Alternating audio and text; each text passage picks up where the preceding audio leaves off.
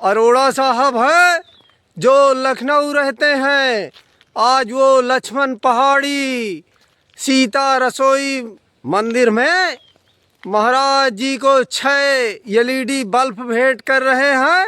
यह देखिए, ये प्राचीन सीता रसोई मंदिर है और यहीं पर महाराज जी विराजमान है। तो महाराज जी को हम 6 एलईडी बल्ब भेंट करते हैं। देखिए, हम महाराज जी को 6 एलईडी बल्ब भेंट कर रहे हैं जो अरोड़ा साहब जी ने लखनऊ से भेजा है। 4, 5 अभी 6 महाराज जी का। अरोड़ा साहब ने जो लखनऊ से एलईडी बल्ब भेजा है वो हमको 6 बल्ब जो है जो हम मिले हैं। और अरोड़ा साहब को हमारी तरफ से बहुत बहुत बधाइयाँ। उनका परिवार और बच्चे खूब बढ़े और खूब भगवान की सेवा करे इसी तरह, और खूब भगवान उनको कुशल रखे, आयु भी उनकी खूब भगवान बढ़ावे और इसी तरह साधु संतों की अरोड़ा साहब सेवा करें। हमारी तो हार्दिक कामनाएं उनकी तरफ है और आशीर्वाद है कि अरोड़ा साहब दिन दिन बढ़ें और उनका परिवार खूब बढ़े और खूब जो है इसी तरह साधु संतों की सेवा करते रहें जो है जी। आइए, खोल भैया, दोनों गेट खोल तुम।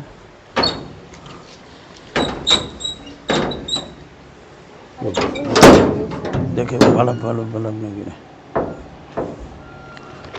1 मिनट में आ रहा हूँ। घर बैठे हनुमान जी महाराज के दर्शन करिए। यह देखिए, हनुमान जी महाराज विराजमान है।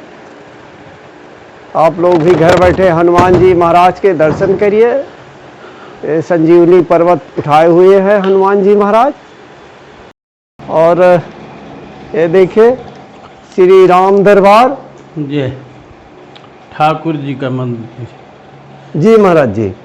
जी, ये शेषनाग जी की भूमि, अच्छा, गुफा, शेषनाग जी की गुफा जो आज प्रत्यक्ष रहते हैं। अच्छा जी जी जी, ये भगवान का पलना, अच्छा, झूला, सावन में अभी भगवान झूले। महाराज जी बड़ी नमी है यहाँ। ये पूरा छत इसका चू रहा है। यहाँ भी भीतर बैठ नहीं सकते हो। पूरे हमारे एक जोड़ी कपड़े कम्बल कुछ नहीं बच रहा है। देखिए पूरे सब भीगे हुए हैं। माता जी के कपड़े तो बचते नहीं हैं। ये जो पूरे भीगे हैं, बदबू दे रहे हैं। बारिश ऐसा होती है, बारिश में पूरा मंदिर चू रहा है। पूरा मंदिर चू रहा है। माता जी के कपड़े समेत नहीं बचते, यहाँ श्रृंगार नहीं बचता। ये देखिए अंदर से पानी, ये सब पूरा पानी। और ये पूरा छत जो है, ये जो है ये पूरा चू रहा है। हमारी तो विनय भाई, कोई अगर भगत की तरफ से किसी की सेवा हो जाए तो ठाकुर जी का मंदिर जो है ये जीर्णोद्धार हो जाए ना, पूरा नया तरह से बने, तो इसका छत पड़ जाए और थोड़ा जीर्णोद्धार हो जाए तो ये गिरने से बचेगा। पब्लिक भी आती जाती रहती है। हम तो किसी से बोलते नहीं कि भाई 2 रुपया चढ़ाओ, और इस समय कोई आता भी है तो 1 रुपया नहीं आता। 1-2 रुपया कोई डाले तो डाले, नहीं तो सब सीताराम ठाकुर जी की कृपा से किसी तरह आटा दाल चावल की भी कभी कभी कमी आती है। यहाँ पे जंगल है भाई, अब यहाँ कौन कहाँ से आएगा, खेती तो है नहीं, सब इसी तरह चलता है। और ये पूरा छत इसका फटा है। ये पूरा, ये आज तो ठाकुर जी का भी चू रहा था, ठाकुर जी का भी छत चू रहा है पूरा ऊपर से जो है। ये जो है ना, ये ठाकुर जी का भी चूहा है।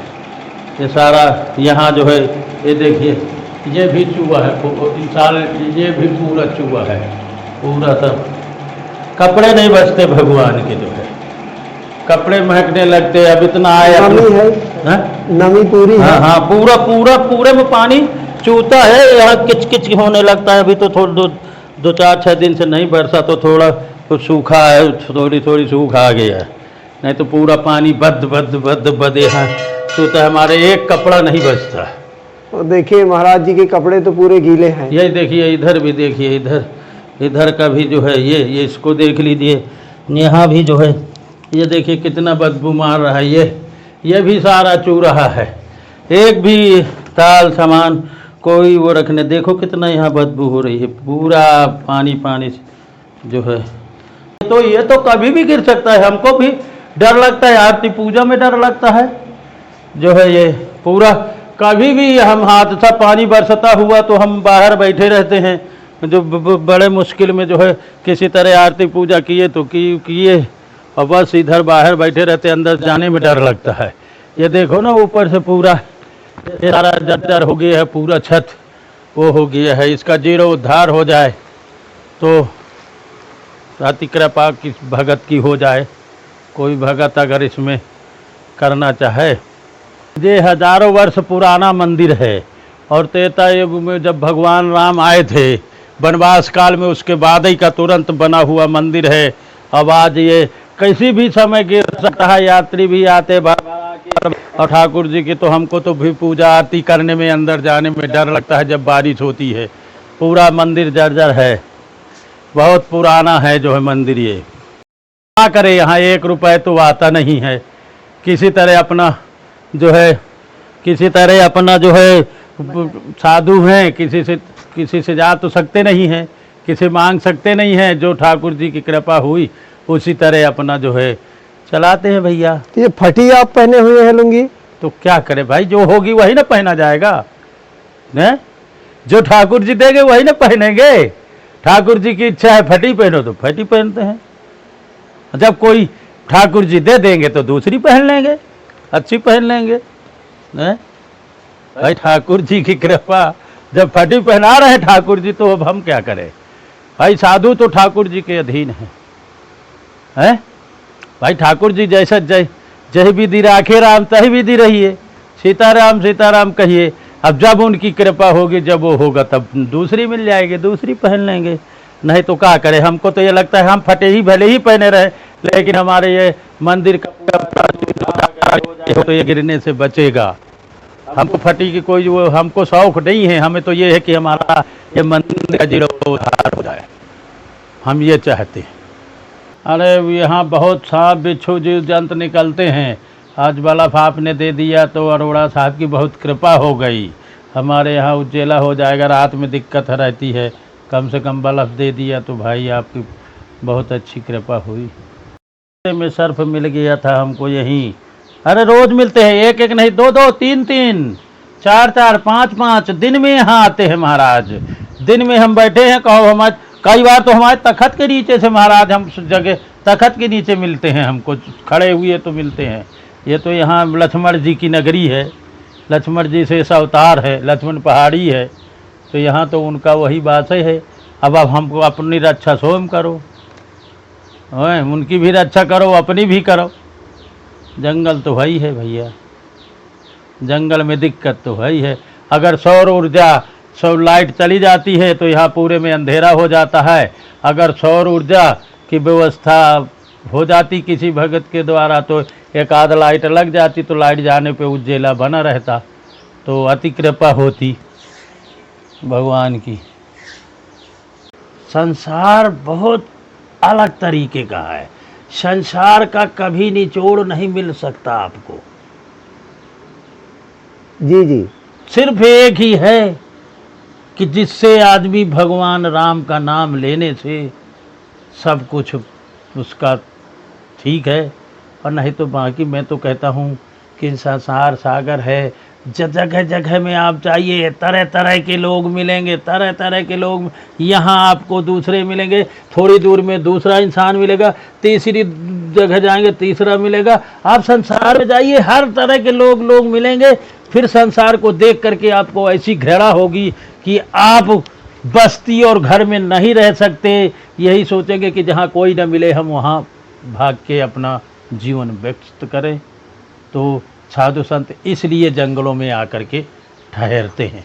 और पहले भगवान भी जो है जंगल में रहते थे, अब पर्वतों में रहते हैं। चाहे जहाँ जाइए, देवी देवताओं के स्थान सारे पर्वतों में जंगलों में हैं। अब बस्ती में जा कर के आदमी नीचे बस गया, नहीं तो कोई भगवान कहीं रुके नहीं। तो क्यों भगवान जंगल में रुकते थे, क्यों पहाड़ में रुकते थे? कुछ तो होगा बस्ती में, कुछ तो होगा। आवाज भी आप देखिए तो इंसान बोलेगा आपसे कुछ, करेगा कुछ, और फिर आगे जाकर के और कुछ करेगा। तो ये संसार मेरी तरफ से तो बिल्कुल सीताराम है, लेकिन अब मनुष्य जीवन लिया है तो आदमी क्या करेगा, क्या करेगा भाई। जन्म तो लिया है कहीं ना कहीं से, चाहे साधु हो चाहे जो कोई हो। भगवान भी आए तो राजा दशरथ जी के यहाँ आए, माँ कौशल्या के यहाँ आए, और यशोदा मैया के यहाँ गए, नंद बाबा के घर पे प्रकट हुए कृष्ण भगवान,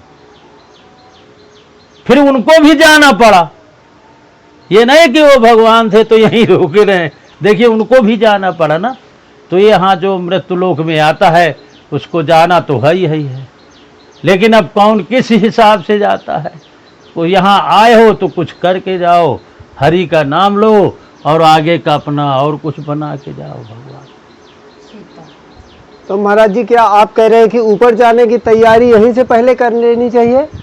तो वहाँ क्या है, कर्म और धर्म यही है, कर्म धर्म यही है, कर्म और धर्म दोनों यही हैं। वहाँ तो उसका हिसाब होगा जो आपने यहाँ किया, जो आपने यहाँ किया है उसका हिसाब होगा वहाँ। आप कलयुग है, कलयुग में देखिए मेरे गुरु जी बताते हैं कि कलयुग में ब्राह्मण का बालक अगर कोई चीज पाना चाहता है तो उसको 2 साल तपस्या करनी पड़ेगी। ब्राह्मण के बालक को अगर कोई चीज चाहना है तो अगर वो भजन और तपस्या से चाहता है तो उसको 2 साल करना पड़ेगा।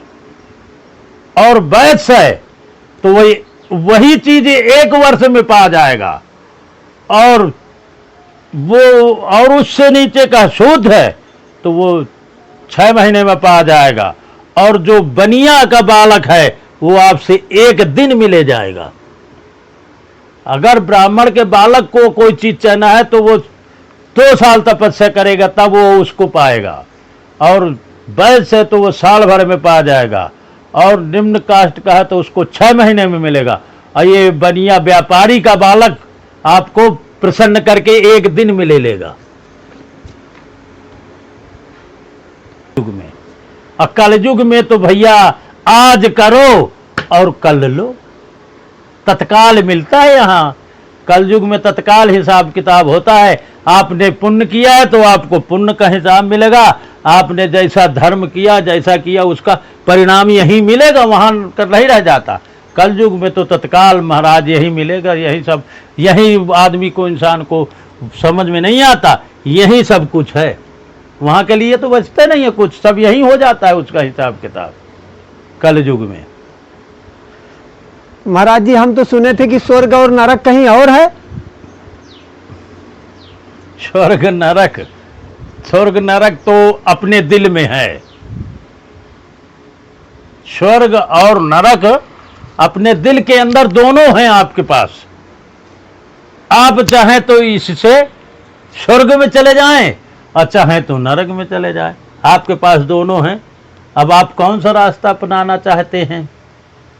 स्वर्ग में जाना चाहते हैं तो स्वर्ग जैसे काम करना पड़ेगा, भजन करो, पूजा करो, धर्म के काम करो, खूब धन दौलत से धर्म का उद्धार करो, गरीबों को धन बांटो, गरीबों को भोजन दो, पानी दो, ये सब स्वर्ग जाने के रास्ता है। नरक में जाना है तो जिसको नहीं उसको गाली दो, मारो, पीटो, और गरीब को सताओ, उसका खींच ले जाओ, उसका सब हड़प करो, तो अपने आप यही नरक मिल गया। वहाँ का थोड़ी नहीं रह बचेगा, यहीं सब कुछ मिल जाएगा आपको। देखने को संसार जाते जाते देखो, सब कुछ मिलेगा देखने को। देखिए जो वास्तविक साधु होगा वो तो करेगा और सब धर्म सोचेगा, और जो जिसके अंदर वास्तविकता है ही नहीं है, साधुता है ही नहीं है, अब दाढ़ी रखा लिया, बन गया जबरदस्ती, किसी को मारा पीटा और आकर के यहाँ चित्रकूट में साधु बन गया, तो वो फिर क्या करेगा साधुओं का कल्याण? बताओ। मार पीट के आया बाहर से, यहाँ साधु बन गया, दाढ़ी रखा लिया, अब यहाँ वो रह रहा है, तो वो क्या करेगा तुम्हारा उद्धार? जो बचपन से साधु है और साधु ही साधु है वो करेगा ये सब चीजें। बाकी तो महाराज मुझे लगता है कि संसार सागर में साधुओं की लीला देखो तो अब हम अपने मुंह से क्यों किसी की राम राम बोले, बुराई क्यों बोले किसी की। नहीं, मैं तो 10 बार राजस्थान गया, पंजाब गया 4 बार, और वो छत्तीसगढ़ भी हो आया, बिहार में यज्ञ में गया महाराज, बड़े बड़े यज्ञों में, बड़े बड़े मंचों में गया मैं, हर जगह देखा, और जहाँ देखा वहाँ भी पाया कि जैसे कुत्ता बिल्ली बांदर लड़ते हैं वैसे साधु भी काऊ काऊ काऊ काऊ काऊ करते हैं। तो अब ये संतों की महान है, महिमा अपार है न। तुलसीदास जी ने गाया भी है रामायण में, संतों की महिमा, चोरों की महिमा, डाकुओं की महिमा, देवियों की महिमा, देवताओं की महिमा। तुलसीदास जी ने राम कथा में उसमें रामचरितमानस में सबकी गाया है और सबकी वर्णन किया है। तो रामायण पढ़ने से तो सारा ज्ञान उसमें आ ही जाता है। जिसके समझ में ना आवे वो रोज रामायण पढ़े तो सारी लीलाएं समझ में आने लगेंगी कि हाँ भगवान क्या थे, क्या नहीं है, क्या है। बोलते आज बोला है कल वो हो रहा है सच। पूरा पूर्वज लोग बोल के गए, वाल्मीकि जी बोले, तुलसीदास जी बोल के गए न। अब उसमें हम रामायण पढ़ते थे, हमें चौपाइयाँ तो याद नहीं है, लेकिन हमने देखा कुटिल कुचाली और ये सब चीजें उन्होंने। औरत क्यों विधवा होती है, क्यों होती है, उसके कई वर्णन अब बताता रहा हूं कि हमारे पास बड़ी रामायण थी खेमराज की, वो फट गई है नहीं। नहीं, मैं तो खोल के दिखाता आपको उसके और चरित्र सुना देता कि देखिए ये तुलसीदास जी उस समय बोले हैं और इस समय सामने प्रत्यक्ष प्रमाण दे रहा है उसी का जो गोस्वामी तुलसीदास जी बोल के गए हैं, रामायण में लिखा है। आज वो प्रत्यक्ष प्रमाण हम स्वयं आंखों से देख रहे हैं। जो तुलसीदास जी ने बोला है कि ये ऐसा ऐसा होगा, ऐसा ये करेंगे, ऐसा होगा तो फिर ऐसा होगा, आज वो आंखों में हम देख रहे हैं कि नहीं, गोस्वामी तुलसीदास जी ने रामायण में सच लिखा है। भविष्य में कलयुग में लिखा है कि कलयुग में ऐसा होगा, अब आज हो रहा है, आंखों में देख रहे हैं हम। ज्यादा दूर नहीं, अपने इसी गांव में देख रहे हैं, ये बस्ती में देख रहे हैं